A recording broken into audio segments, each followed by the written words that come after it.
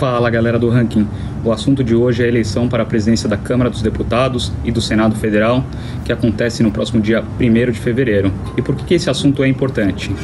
Primeiro, porque o presidente da Câmara e o presidente do Senado estão na linha sucessória do presidente da República. Na ausência do presidente e do vice, quem assume é o presidente da Câmara.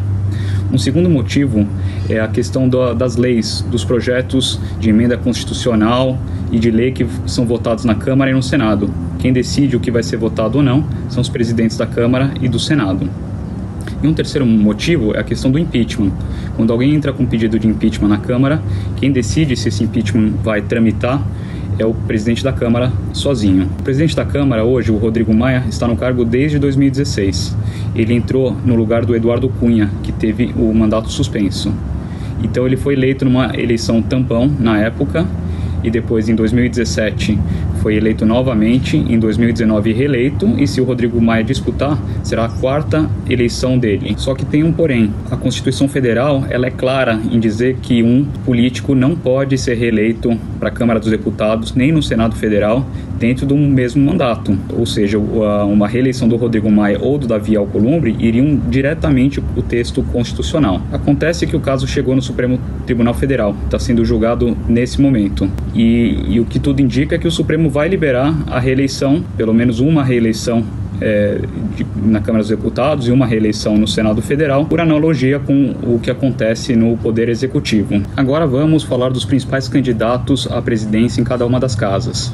No caso do Senado, parece que há um acordo em que a grande maioria concorda que o Davi Alcolumbre continue na presidência.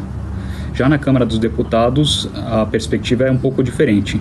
O Rodrigo Maia, já sendo presidente há 4 anos, tem um desgaste natural, mas ele tem um grupo forte em torno dele.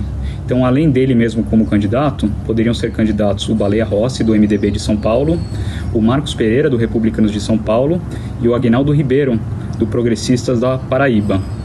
O Baleia Rossi e o Marcos Pereira são políticos experientes, eles são presidentes dos seus respectivos partidos.